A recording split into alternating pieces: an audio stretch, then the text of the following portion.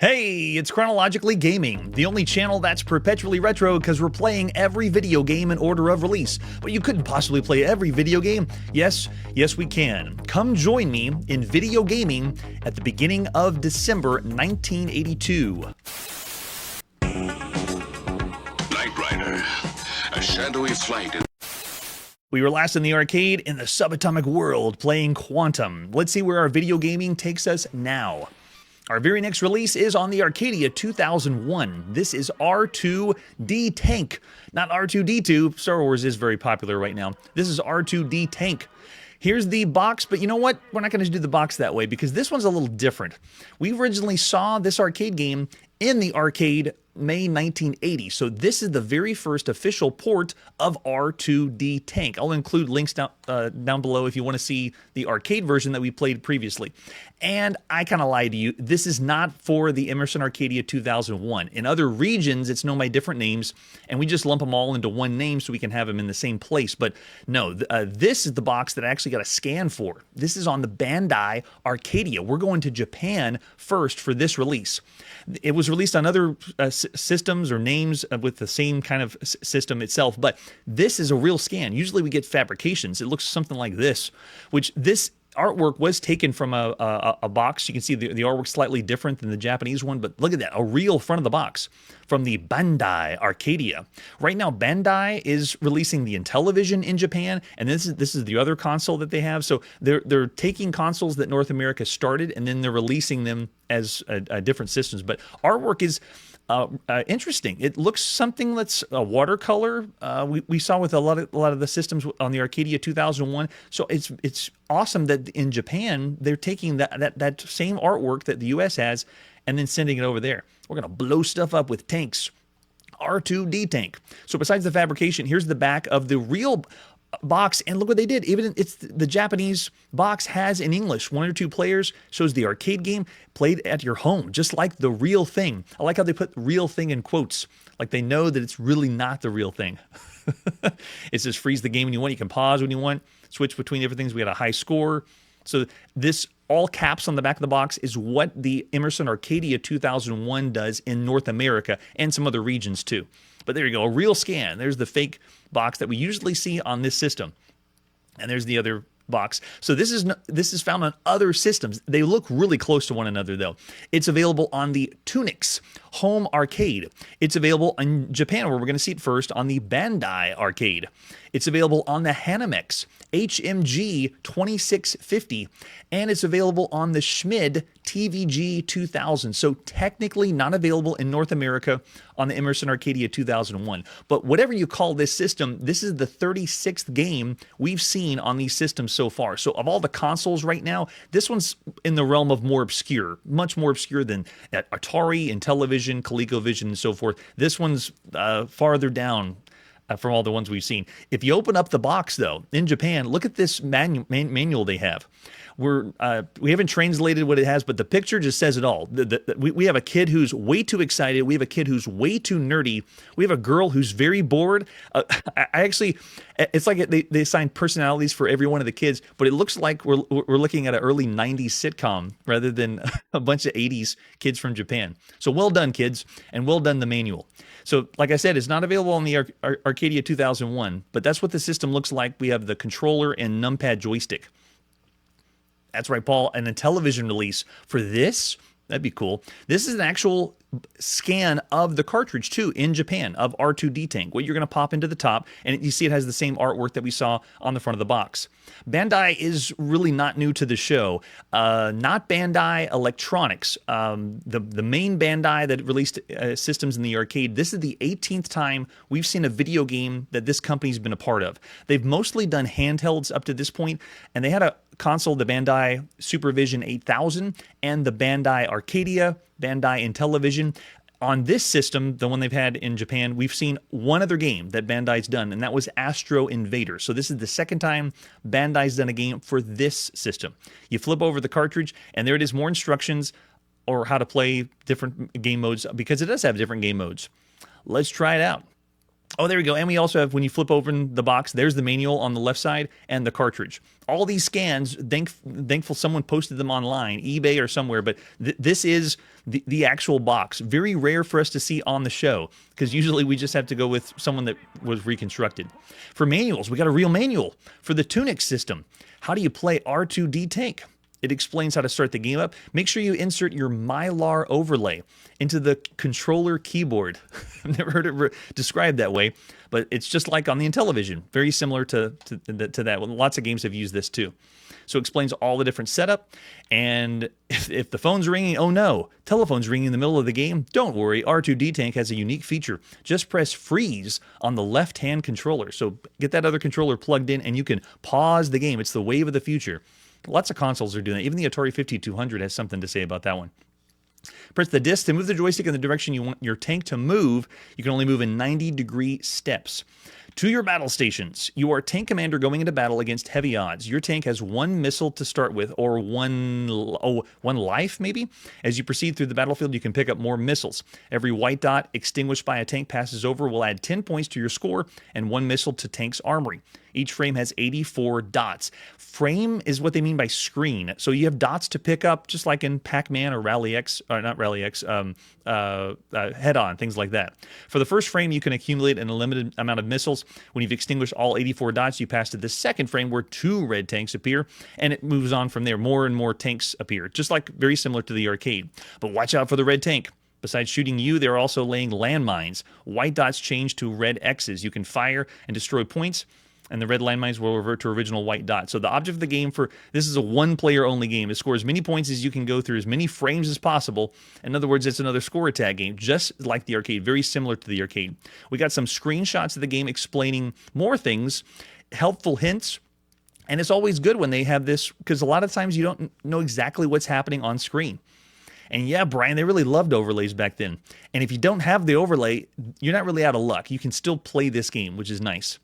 2-player, knock your opponent's 5 tanks before he destroys you. Also accumulate as many points as possible, extinguishing the white dots. Oh, so wait, it is a 2-player, but you don't get to play against them? We'll see what happens if we can go into the game option modes. The 2-player scenes, let's see, player 1. Oh, you can. Look at that, 2 players at the same time. So it's 2-player. That's awesome. Usually we see hot seat multiplayer or arcade multiplayer. Yeah, there we go. We got options. Wow, this is great. I thought this was a dying art to have options or game variations, but it's here. We got game mode 1 and 2, 2 players against each other. Oh, that's awesome. Game mode 3 is a demonstration mode. That's interesting. So we don't just have one game. This is already better than the other games we've seen on this console. And it has tips down at the bottom for 1-player game and 2-player game tips.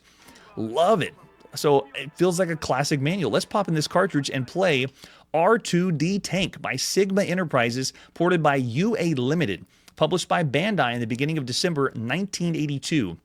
This is the 5th time we've seen Sigma Enterprises, and the first game that Sigma's done at home. So far, everything's been in the arcade. Sigma did R2D Tank, New York, New York, Spiders, and Ponpoco. And don't forget Ponpoco.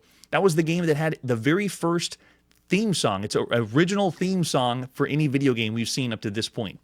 All right, let's check out the game mode. So off the bat, it's using a background layer, most likely, for this giant tank on the screen. Really cool, just like in the arcade. So we got game modes 1, 2, and 3, options 1, 2, and 3. So not a whole lot of variations or options, but it does allow you to just have the game play itself. It has a demo mode. It has a multiplayer competitive mode, and you can play single player if you want to. All right, let's push start and go. The opening intro is a really small ditty. Uh-oh, the joystick doesn't work. You know why? You need to use the left joystick port. Or sorry, the right joystick port.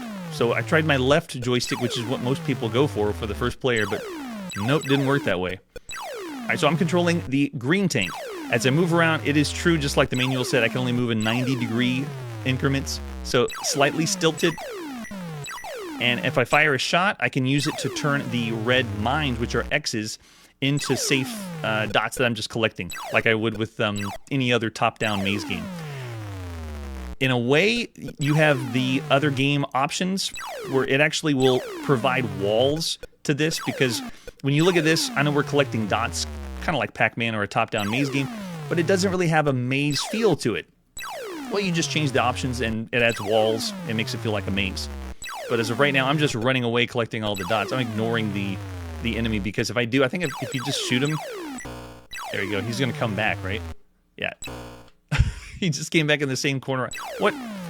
Gonna just rack up a bunch of points shooting him then? Let's see if I ignore him and then shoot back. Oh, interesting. So the control is absolute though. It's funny that I'm playing a tank game, but it does not have tank controls.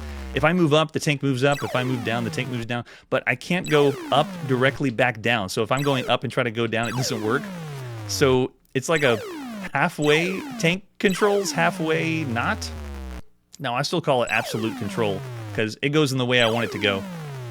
Now this means I have to destroy or convert the mines to dots to move on to the next screen. The game options that we can go into allow you to just add walls to the game. All right, let's try to do that. You better not lay any more mines. Oh, unless I land on the mine. Let's see if I can do that shot there. That should convert most of... Oh, if he runs into him, you die too. So the amount of lives you have, they explain that in the manual. Just go as long as you can. And you see they have a score at the top. If we go into a 2-player game, then they'll show... Oh, we finished the first round. Nice. And they go to the next one. And every time, just like in the arcade, you go to a new round, it adds another tank for increased difficulty. So now we have 2, and then it's going to go 3, and you just go for a higher and higher score. This is the 345th arcade maze game, top-down arcade maze game that we've seen on Chronologically Gaming. For vehicular combat games, we've seen over 100 video games similar to this. It is a variant of Tank, the 34th variant of Tank we've seen so far since the very first in the arcade, and that's not including the official Tank and Tank 8 or in the series of tanks. This is clones or copies of tanks. This is the 14th variant of Tank that we've seen on all home consoles up to this point.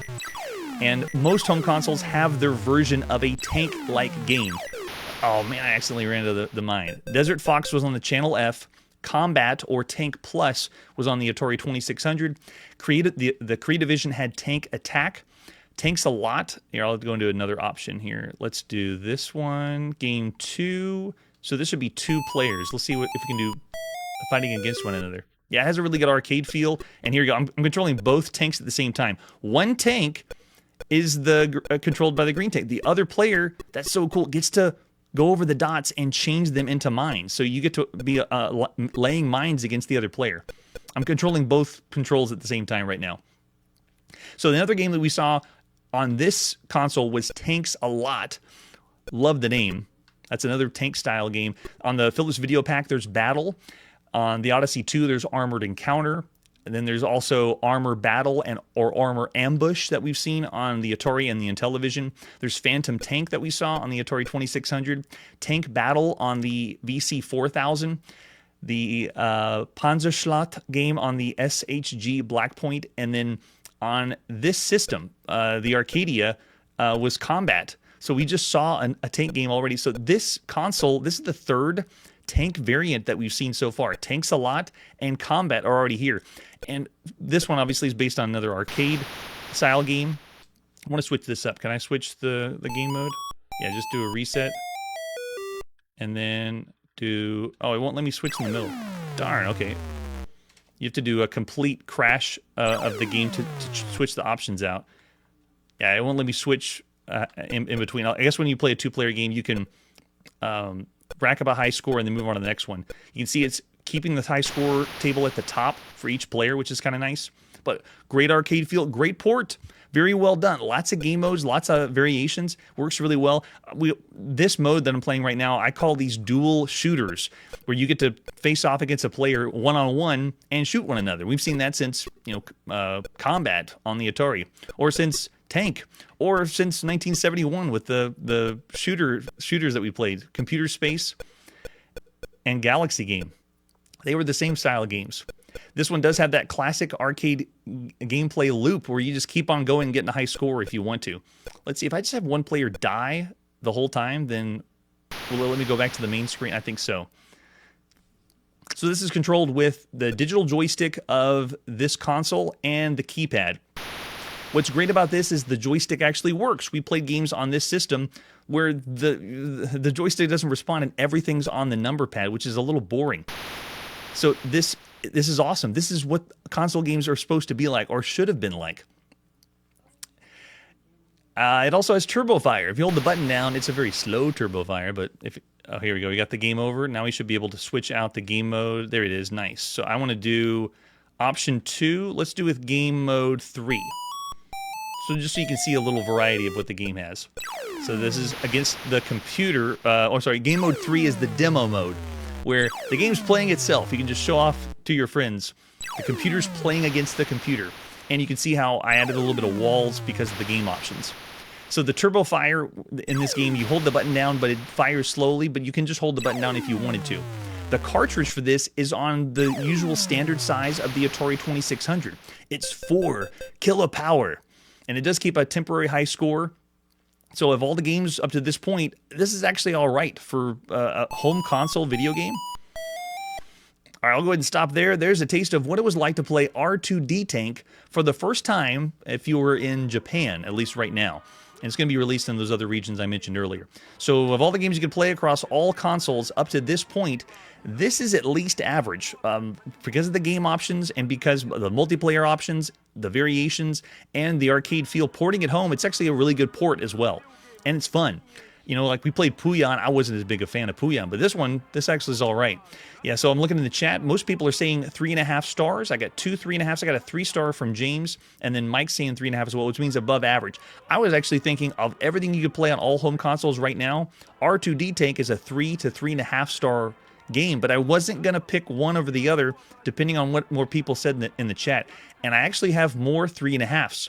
So R2D Tank, I'm going to say above average. 3.5 stars of all the games you could play right now on all home consoles. It's very well done. It's got that competitive side and the single player mode as well. All right, after that game, let's see what's next. Now, the console everyone has, and everyone's talking about on the Atari VCS or Atari 2600, this is Raft Rider. I had not heard of this one. Let's check it out together. All right, so you see this in the store. It's December 1982. How do you know if it's good? Let's look at the box and find out. This game is only available on the Atari 2600, and it marks the 192nd game we've seen for the Atari. There's a lot of Atari out there, maybe too much Atari. The front of the box is like some of the other US games boxes we had. It's not really selling me. The artwork isn't describing fun. It's more looks like anxiety inducing. We're going to be a traveler on the Old West riding a raft. Looks like we have evil moose and beaver coming after us. We flip this over on the back, and it does explain what the game is. It's a single-player, full-color game designed to be played on the system. It has a screenshot, 4 game variations, and joystick, but still not that fancy, at least from the front of the box. US Games, though, is not new to the show. This is the 8th time we've seen this company. They've all done games on the Atari. Space Jockey, Commando Raid, Entombed are some of the examples of the games we've seen by them so far. What other artwork do we have for Raft Rider? Oh, we got a reconstructed box. What, did they change the box? Someone reconstructed and just redrew the whole artwork. That's too funny. And then besides the box itself, we have the ad you would have seen in catalogs or magazines. This one's the later one because it has games we haven't seen yet. Squeeze Box we haven't seen. Picnic, Gopher, Piece of Cake. We have seen Entombed and Egomania so far from this advertisement. And then we also have the cartridge. US Games, like the other third-party publishers like Activision, wants a different shape for their cartridge, and they are no exception. They have a different look for their cartridge. No way, Jeremiah is saying in chat, this is the rarest, most expensive game from US Games. So if it was December 1982, maybe you should just buy it in the store. There's the example of the screenshot, and we have the manual. How do we play some Raft Rider? Same thing we saw on the front of the box, and then right down here, Raft Rider is a single-player, full-color game. White water everywhere. Hidden in the strong current are any number of dangers lying in wait to capsize your log raft. Your mission is to make your way downstream as far as possible, avoiding treacherous rocks, the feisty moose, and sections of tree which have been cut down by a pesky beaver. This is the first time we have a video game that has a beaver and a moose. I can't remember any video game we've seen up to this point that has a beaver and a moose in it. So everyone look back in the logs and tell me if I'm wrong, but I'm pretty sure this is the first video game with a beaver and a moose in it. Put on your coonskin cap, get on your raft, and ride that white water to glorious high scores. And I couldn't have said it better myself. They have an example of the screenshot on the left side with setup instructions. I really enjoy the setup instructions now. We've seen them so much that it is like second nature. How do you play the game? You know, turn the console off and stuff. So we don't need to go over that. But they have the controls. You move the joystick up and down to cause the raft to move back and forth. After moving your pole up or down, you have to release the joystick to allow the pole acting to take place. It already sounds confusing. The fire button is not used at all in Raft Rider, which means this game is even more simple than some of the other titles we played. You just move that joystick. That's it. That's all you got to do. Collect gold nuggets by positioning your raft in front of the rock's pathway as early as possible. Make fine-tuned adjustments to position as described above. You know what that means? It means it probably has poor controls. And then it has the scoring system. We have to know what the score is in December 1982. If you collect 3 gold nuggets, you'll buy an extra chance to go on once you get an extra life. That's nice. And they have way too many playing hints. I don't think I've seen a whole page of playing hints. Relatively close to the center river. Maybe some of the Atari manuals had it, but wow, they have a lot of hints. I'm looking for frustration, possibly. I'm not sure. All right, let's pop in the cartridge and play some Raft Rider. This is by Dave Hampton and Patrick King in the beginning of December 1982. The first time we ever seen Dave Hampton or Patrick King on the show. Way to go, Dave and Patrick. So the game boots up. There was no game options. We had a little ditty, but then we're in, and in the moose... Oh, we avoided the moose. Am I in? I didn't have to push any reset. The game just went. This is single player only. There is no game modes. And, ooh, there's a gold nugget. Can we get it? Nope, we can crash. If you look down in the bottom right, that little smiley face is my life. Moose. Oh, okay, if it doesn't touch the raft, it doesn't count. That's nice. Very cool. So it does allow us to pick difficulty options. So if we wanted to switch the difficulty, we can because the difficulty switches. I'm just keeping it as the default for right now. But the control's very bizarre. I'm just going to tell you what I'm doing on the joystick. If I go up on the joystick, he does that. All I do is tap up. If I go down, I'm holding down. That's what he does. So the movement is like they're trying to simulate raft riding. It is not smooth, intuitive, but it's like they're trying to go for realism. Reminds me of when we played a game called Micro Sailing on the Atari home computer, where they were trying to simulate actual sailing a boat, which, if you think about it, trying to sail a boat in a video game right now is really hard to do. So this is kind of what it feels like. It's not immediately moving up and down. I tap the joystick down, and that's what happens. If I tap the joystick left and right, okay, that works. Can I go down to get the... No. I'm just going to keep running into the gold nuggets, and I don't get a chance for my new life. Yes, Jeremiah's telling me to nab it with my car, but it didn't work. Okay, so the game over looks just like this. Let's do a reset. Hear the nice tunes. That's really the best it has going for it, actually, for the sound. The joystick control is pretty simple, but I can't get a handle on... You have to get your pole, I think, in the right position to pick up the gold nugget. Then we have lots of rocks coming. Let's see if we can make our way nice and easy. Okay, good. That pixel worked. The setting, though, is new. Would you call this a survival video game? Since we're out in our coonskin cap, it doesn't look that way to the person that we're playing on screen doesn't look like that, but it's meant to take place, you know, in the 1700s, 1800s maybe. Wow. So this perspective, I call this diagonal down, which means it's not necessarily side view only, and it's not top down. It's actually giving us some freedom to move up and down. Oh, that means a tree knocked down because the beaver. So I'm interested. It's okay, but it is clunky. And if this really is the rarest game by U.S. Games, I wouldn't want to have it in my collection. Oh, you don't have to go the whole way every time? Okay, I want to mess around with the controls then. Let's see. Because I was just tapping the joystick. I can be able to go a little bit. Let's try it again. Paul's already thrown out 2.5 stars. Of all the games on all home consoles, that's what he says. All right, let's see. If I go... No, it's not committing. It commits to it. I see. Okay, so if I tap down and to the right, it'll move just a little bit. No, up and to the right. And then go back down. Wait, did I hit the side? No, that time I did. And then Mr. Beaver shows up. So I'm trying to do... It looks like it's committing to the movement every time that I move the joystick. Maybe this is why they had so many tips and tricks, but in a way, it's the first time we've ever seen this. This is the very first whitewater rafting or rafting video game ever that we've seen up to this point. Coming from the guy who plays and sees every single video game, that's something. And so I kind of want to give him a little leeway on attempting this as the very first video game we've seen up to this point. It's 2D auto-scrolling, so the screen continues to move this direction no matter what happens up to this point. And the control is a little bit to get used to. It's a relative based on the position of the raft, so you're not really getting to move freely like you'd expect. It's tricky. Yeah, that's right, Paul. It might be rare for a reason. Yeah, right? So, yeah, the red button really doesn't do anything, but if I try to push, if I could try to reverse it, like, let's try to go up and then reverse it. Let's reverse it and go down. It didn't do anything. Oh, I see. Push back. That's it.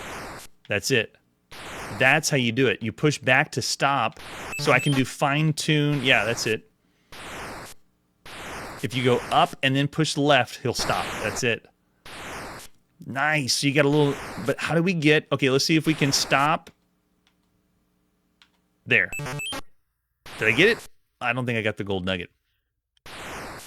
Okay, I see. But if you push to the right, it doesn't do anything. It just continues... The raft continues on its way. But now I know I can stop it if I tap to the left. So you just tap to the left. It's like you're using your stick or oar to stop the raft. So very interesting. It takes a while to get used to, and this is the whole game. What you're seeing here is everything. It just continues on like this. How long can you survive and get a high score? There's not a whole lot to it. It's not something like Scramble where you have different levels or different scenery. No, none of that. In fact, check online. People playing the game even longer than I am. You're not going to see anything else different. Maybe more trees that the beaver drops down. So yeah, I'm going to actually quote one of the reviews that is going to be coming up soon that Electronic Fun with Computers and Games rated this game.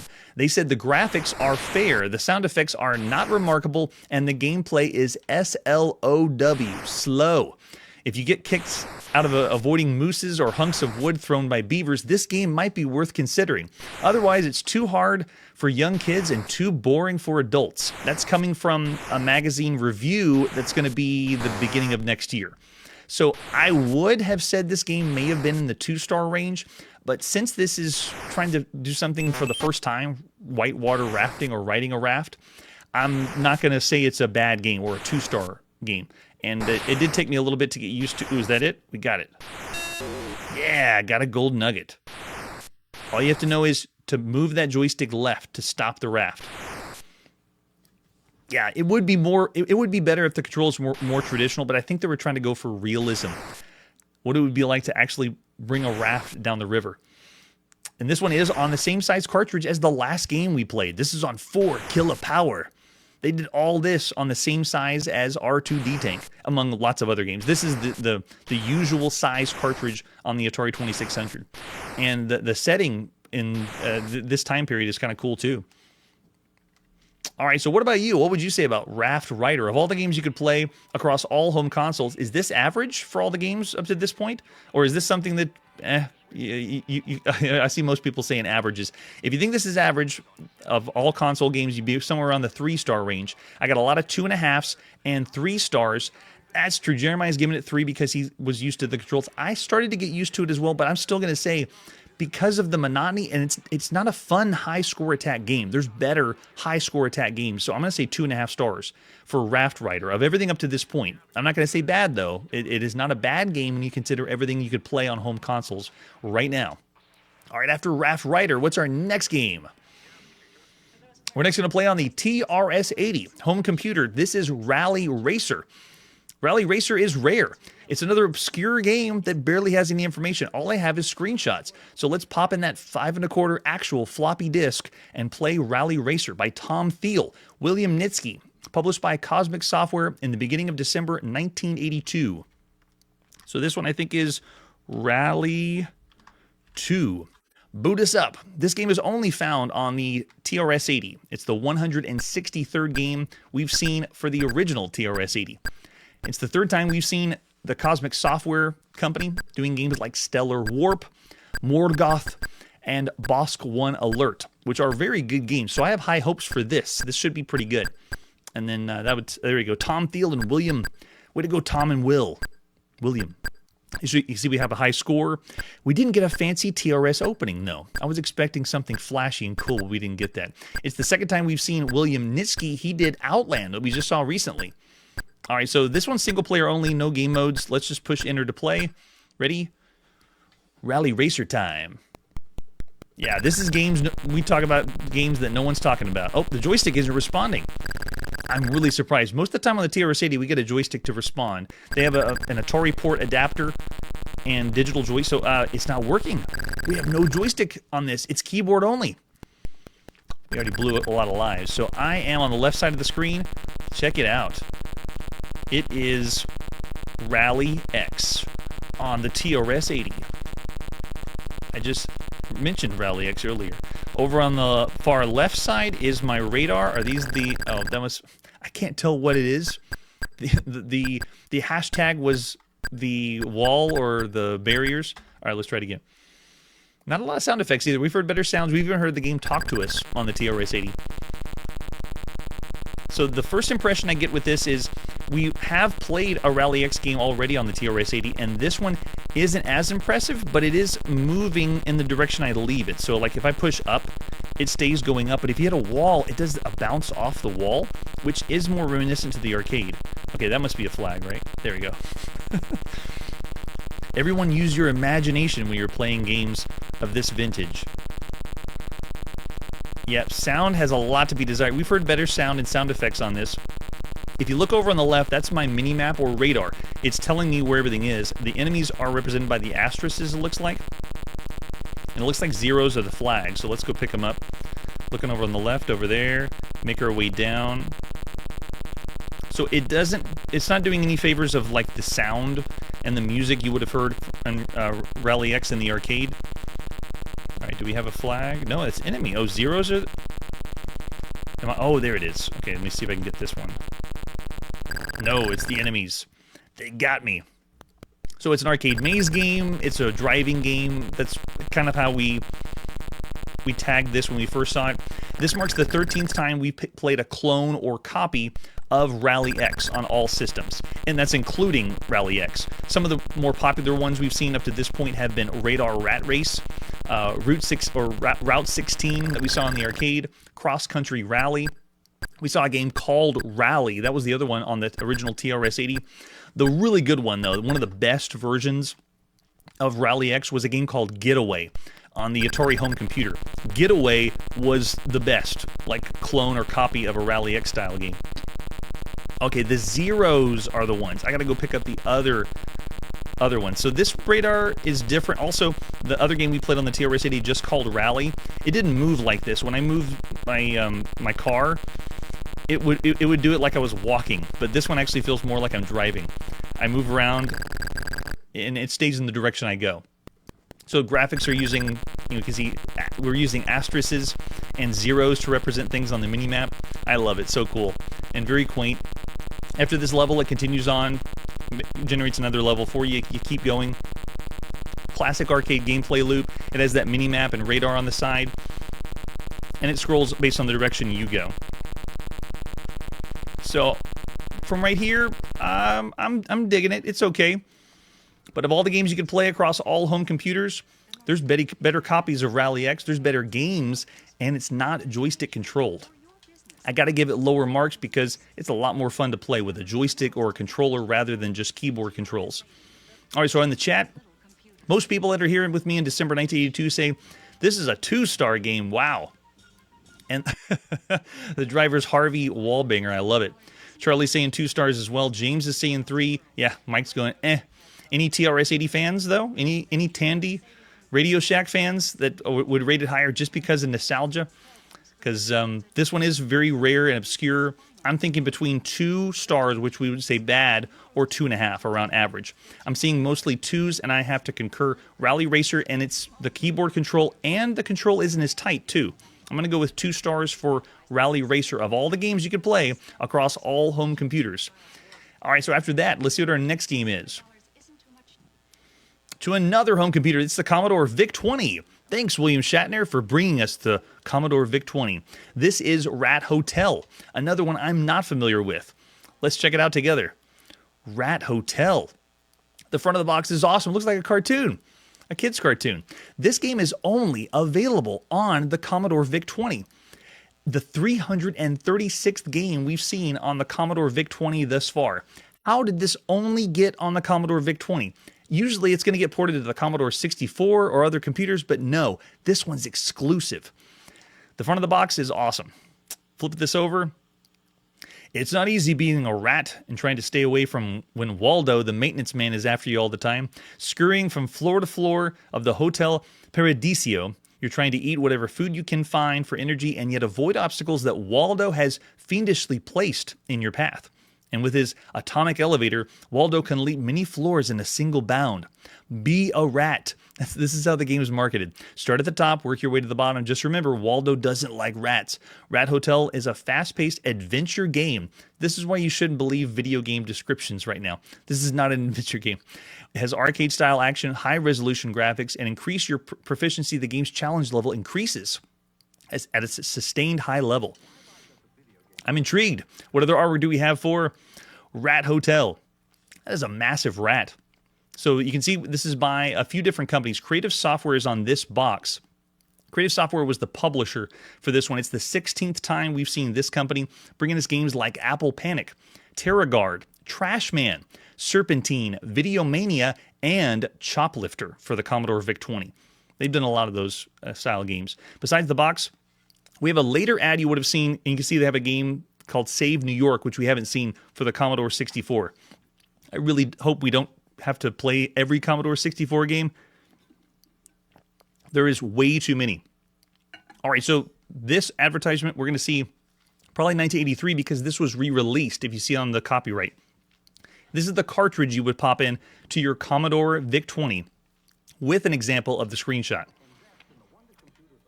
And we have other versions. It was released in PAL regions as well as North America. We're playing the first. In North America, this is Rat Hotel, developed by Tensor Technology and Joanne Lee in the beginning of December 1982. So this is the 7th time we've seen Tensor Technology doing games like Outworld, Cloudburst, and Spiders of Mars.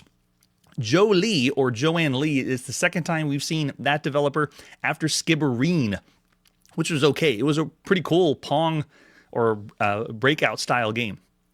All right, so we can pick the difficulty level for Rat Hotel if we want to. I'm going to keep it on the base level, and there's no multiplayer modes. You can only play by yourself. Everyone ready? On your mark, get set, go. And now I get to describe what we're seeing. I'm in the top left corner. Can you see me? I'm my little rat, just scurrying around, wiggling around, and there's Waldo. He's after us. And he got us. Like he crushes us. This game has music that plays the entire time. Really, really nice. Oh man, Waldo got us again. I lost another life. What you see on the screen are different cheeses. The cheeses are flashing, and if they're flashing yellow, you can pick them up, get some points. You can see my score goes up after that. If the cheeses turn blue, then you get double or more points for the cheeses. Oh, I already got a game over. Let me readjust the screen. And go. If the cheeses take too long and they turn black, then you get stunned momentarily, you get like sick. So the screen, there's a whole lot to just talk about the game itself. So first appearance, I'm wondering how I'm looking at the screen because the perspective is kind of like when we were playing Pop Flamer in the arcades just recently. If I were to stand here as my rat and show you a screenshot, you would think it's a platformer or a 2D game. But you can see how I move around. I'm moving around freely because it's a top-down game. But they're giving us things in the house, like, I guess we're looking down. It looks like we're looking down on it, but look at the elevator. The elevator's on the side. Quickly. Oh, I can't call the elevator fast enough. Our little rat's dying too fast.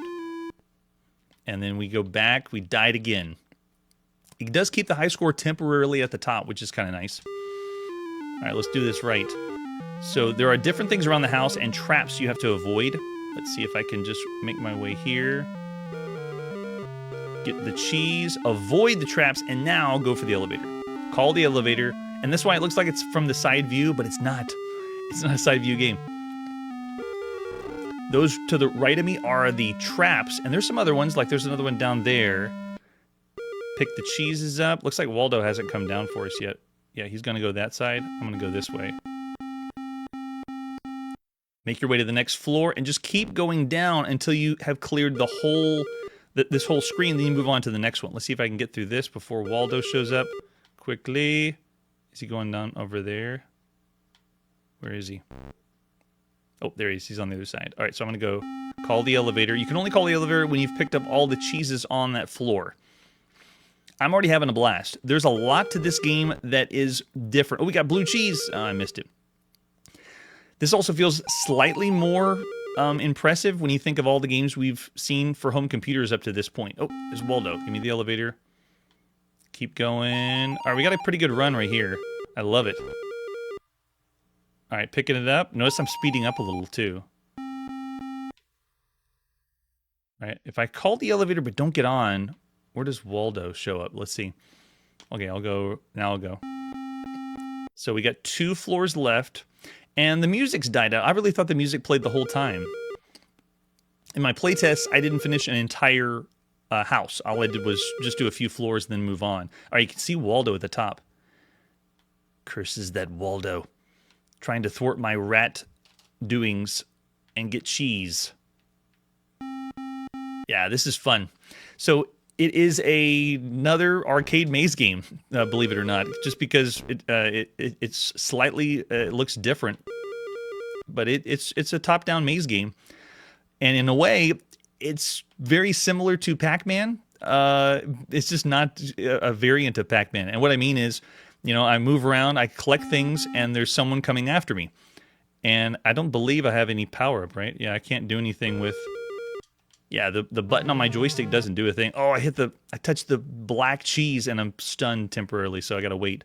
Come on, Waldo's coming. There we go, my last cheese, quick. Make sure it's not black. And then you come back here to the cheese stockpile.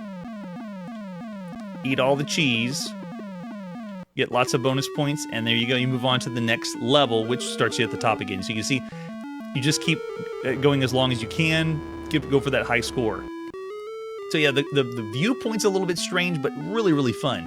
It does have difficulty levels if you want to have something new or different, and in a way it has a time constraint too. You have to be fast enough. This is really amazing that we're playing against an artificial intelligence so large. You know, we're playing as the rat, and then Waldo's coming after us. And so while the box said this was high-resolution graphics, what it's doing with the graphics is actually pretty cool. It feels like something from 1983, honestly, or what we might see next year. The cartridge for this size is 8 kilopower, so a little bit large. You can see they're doing more with the space for the game. But the constant public domain music. Did anyone in the chat point out what the public domain music is? I believe it's Mozart, but someone can correct me on that. But it's another game with public domain music playing in the background. It's really nice. The setting is a hotel. One of the other games we've seen where you play in a hotel was Bellhop for the Apple II. So this is awesome. Yes, Paul, we want to be asking, where's Waldo? So fun game to play. There isn't a lot of depth for considering everything you could play on home computers up to this point, but it is cool having a larger area to explore. It's not taking place on one screen. You know, it slowly scrolls vertically. So of all the games you could play across all home computers, there's not a whole lot of fans. I see some, 2.5 to 3 stars because it's unique. 3.5, we got some above averages out there. Did anyone go as high as 4? I don't think I saw a 4 game yet. But yeah, having music playing while you're playing the game on the Commodore VIC-20 is very, very good. If I was going to rate this against every other game we played on the Commodore VIC-20, this is a 4-star game. This is an excellent game. But since this is being rated against every other home computer out there, I won't go as high because we've seen some really impressive ones. I am going to go 3.5 stars, though. Rat Hotel is definitely an above-average game for a home computer game right now. And a special one, only on the Commodore VIC-20. All right, after that, it's time to play some football. Hello there, everybody. This is Mel Allen for Atari RealSports. For you baseball fans, All Atari right. gives you super pitches, hitting, and stealing. And with Atari football, there's outstanding running, kicking, and long balls. Hey, touchdown! How about Wow, that? look at that. New Atari RealSports. Folks, it's almost as much fun as being here. These Super Sports graphics only on the new No Atari way. Super System. Hot The dog sold 5200 Super System. They actually said that in the commercial. This is RealSports Football on the Atari 5200. This one's also brand new. Here's the box for RealSports Football, or just football. This is the 9th game we've seen for the brand new Atari 5200. After Super Breakout, Galaxian, Pac-Man, Space Invaders, Real Sports Soccer, Missile Command, Star Raiders, and Defender. This is the newest, latest one, and it's by Atari. The 79th published game by Atari on all home consoles. In other words, the rest are on, the Atari 2600. Real Sports Football, oh man, artwork's fantastic. So far, the marketing just went with it, and they're doing great. It looks the part, but a lot of the games don't have as much punch when you consider everything other for the consoles out there. And it's not backwards compatible. You can't plug in your Atari 2600 games to play. All right, flip it over the back. You're the quarterback on a 4th and goal situation. You got to have this touchdown to win, but that defense is tough, real tough. You call a rollout, good choice. Uh-oh, here comes the blitzing linebacker. They got a screenshot in the top, and then they have the system itself down at the bottom. And it says it's trackball compatible. Get out of here. You're going to play the trackball with a football game? That's too crazy. Oh, interesting, Jeremiah. Thanks for that comment. That's a good one.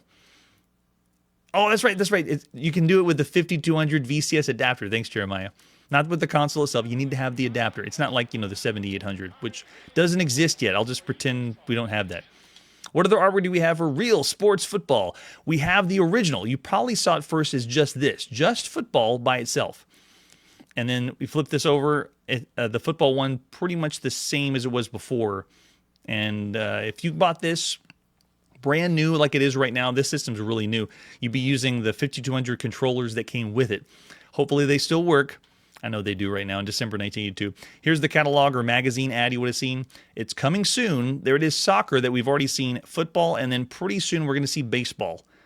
Or maybe we won't. Actually, I shouldn't say anything because the 5200 release date, some of the games didn't even come out. There's the 5200, the Super System with the cartridge, the massive cartridge. Everything's bigger on the 5200. The system's bigger. The power supply's bigger. Everything's bigger, not necessarily better. Oh, yeah. Retro Gamer Gen X, welcome. Yes. Yes, it did come out on both systems. We're going to see it first on the 5200, but tune in next episode. We'll be seeing it on the 2600. Oh, yes. It did totally come out. Okay, great. I can't say anything until we actually see it on the show. So at this point, we haven't seen that yet. Look at this artwork, though. Man, the artwork is awesome. Even if you're not into sports, you got to admit, it's really good. We have an example of the screenshot there, too. And we have the manual for football on the Atari 5200.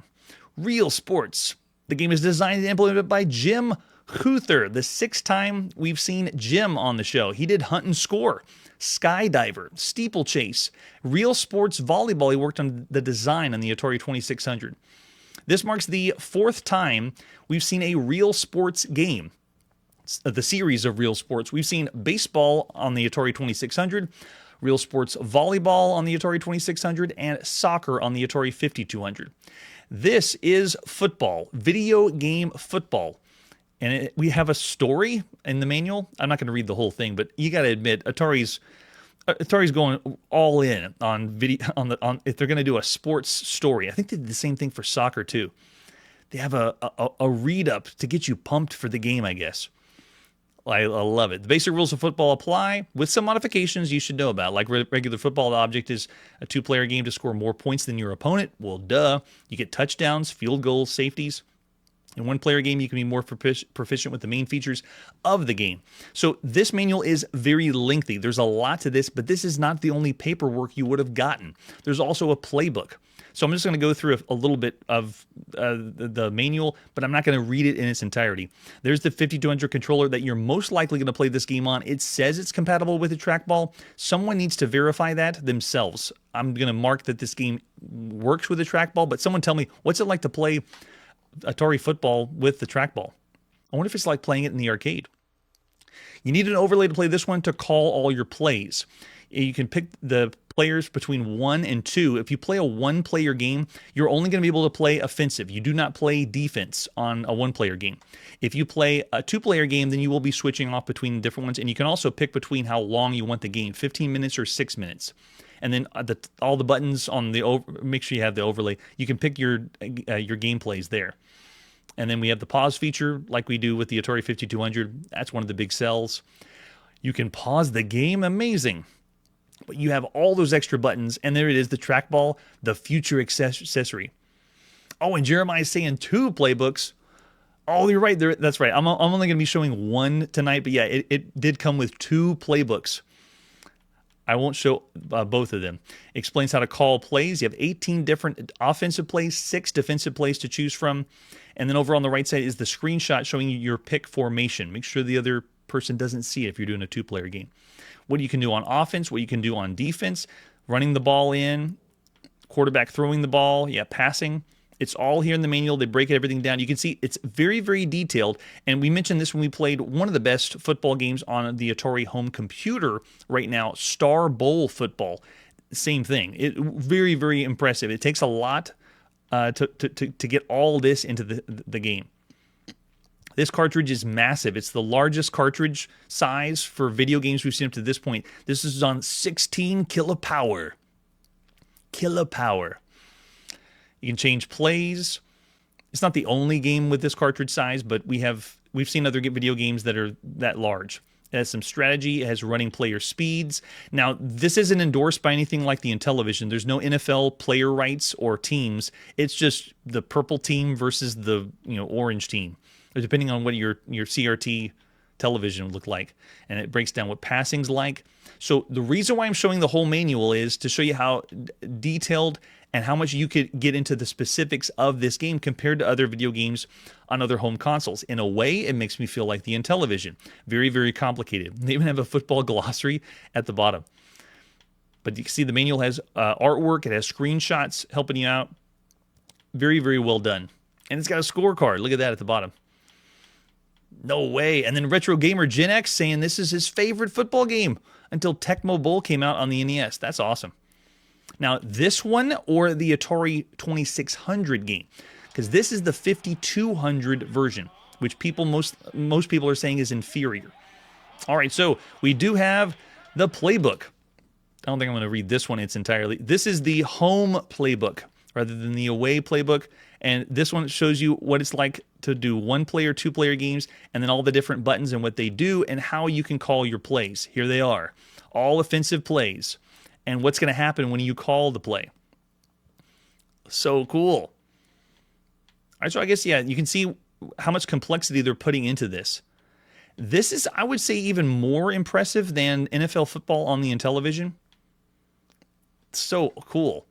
This marks the 27th video game football that we've seen so far on Chronologically Gaming across all systems, starting all the way back with Atari football we saw in the arcade. There's been 9 football games we've seen on all home consoles, all home computers so far. This is the 11th video game of football we've seen on all home consoles up to this point. Football's been on the Magnavox Odyssey, the first one. It's been American football on the Philips Video Pack G7000. Football's on the Atari VCS. Football's on the Odyssey 2. There's NFL football on the Intellivision. Pro football on the Fairchild Channel F. Football on the Astrocade, American football on the Arcadia 2001, Sharp Shot on the Intellivision had a mode for it, and Blitz Action Football is on the Vectrex right now. Let's pop in and play RealSports Football. by Atari and Jim Huther, the beginning of December 1982. Real sports. Real sports. Awesome. All right, so I'm going to be playing the one-player game. The real best way to play would be a two-player game. I might plug in 2 joysticks to check it out. But what we're going to do is, if you look at the top of the screen, if I select the game mode, if I do a practice game, that's essentially the one-player game where you only get to play one side, and then you can choose between regulation or short game. So I'm going to go with a short game, and then you can do different game options. Just take a look at how they present this compared to all the other games we've seen up to this point, especially all the football games we've seen on home consoles so far. Ready, set, hit it. Hear the crowd sound and the audio sounds really, really nice. All right, so we pick our formation for defensive and offensive. Let's go. I'm just going to do with just general plays. Just keep it simple so you can see. Look how many players they have moving at the same time. Really, really cool. So I'm moving right now one person, but you can pick which person on your team. I'm moving. I'll just go for a rush. I'm the yellow quarterback, and I'm going. Go. Run. I wasn't expecting to run, but I'll take whatever I can. Quick. He got me down. This is the very first video game of football that you could play against the computer. Everything we've seen up to this point for home consoles, you had to have a computer play. You had to have another person to play with you. All right, ready? Let's do another one. So again, I'm on the left side. I'm the pink team. Yellow quarterbacks, who I'm controlling as the main one. It does give you the option to change plays if you want to. Let's go for a throw. Oh, man, he was really covered out there, so I'm not going to throw for him. Top of the screen gives you lots of information about scores, time. We're doing a really quick game here. And it actually is responding really well with the Atari 5200 joystick. All right, ready? Hit it. Go. Oh, let's see. I had to switch to the receiver. Notice that it switched from the quarterback was yellow, which is the one I was controlling. The receiver, you have to switch to connect with the ball. I almost had it, but missed it at the last second. And yeah, Paul's asking about the release dates. There's some release dates that say that the 2600 version of RealSports Football came out after this in 1983. But it's so close because I had some sources that said the RealSports Football on the Atari 2600 came out in the holiday season or the winter of 1982. So I'm going to put them together. We're doing the Atari 5200 RealSports Football now, and then next episode I'm going to do the Atari 2600 one. So just take a look at how this looks and plays compared to what we're going to see next episode, because they're pretty close. And sometimes if the release dates aren't set in stone when they come out, I try to put them back to back so you can have a really good comparison between the two different games. Oh, go! Block, go, go, go. I can't believe we're getting such good rushing. Look at this. Run it in. Go! Oh, maybe I shouldn't be running diagonal. It kind of messes up. He's slowly gaining on me. Quick, get the touch. Oh, that's so close. All right, ready? So I can't stress this enough. There was another football game we played on the Atari home computer that's out called Star Bowl Football. This game, because the hardware is very similar to the Atari home computer, touchdown. Yeah. He does a little dance. I love it. This game essentially could have been as good as Star Bowl Football. It wasn't done by Atari, a different company that did that one. All right, let's see if we can connect a pass and get that one going too.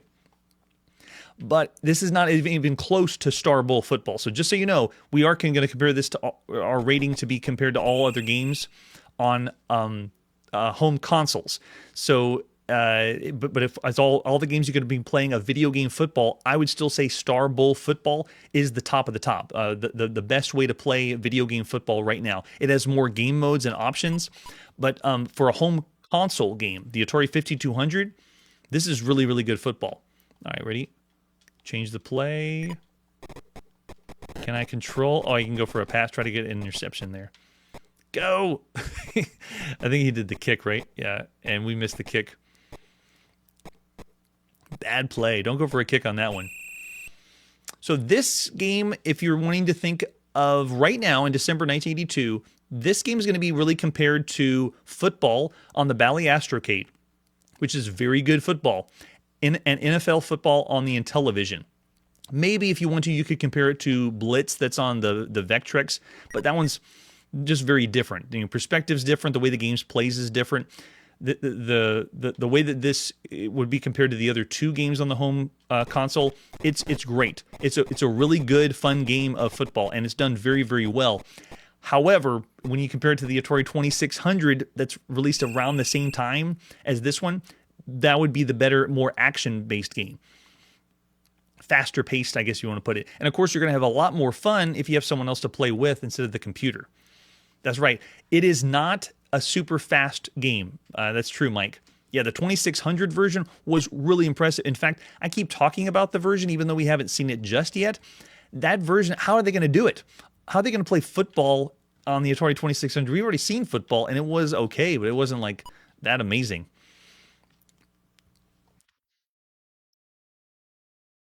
And so, yeah, I'm looking over in the chat. We have people that have played this whenever it came out, and there's really not a whole lot you can complain unless you have, the Astrocade version. That was 4-player simultaneous football, and then NFL football, which had even more specifics. But this one plays better, I'd say, than the Intellivision version, unless you want NFL teams that are out there. This is pretty good. All right, that's your first experience with RealSports Football in December 1982. What would you rate RealSports Football out of 5 stars for everything you could play on all home consoles? Maybe you're not a football fan. Maybe you want to rate it lower. Need I remind you that when we saw Star Bowl football on all home computers, I rated it as one of the best games you could play across all home computers right now. This one, though, I got some good ratings out there. 4, no kickoff from James. 4 stars. Charlie saying 4. Punk Rock saying 3.5. Paul saying 3 to 3.5. I'm actually thinking somewhere between 3 to 3.5 as well. When you consider all the games you could play across all home consoles, it's very good, but I wouldn't rate it as like an exceptional release. So I'm actually going to go with an above average video game. Of all the video games on all home consoles right now, I'm going 3.5 for RealSports Football on the Atari 5200.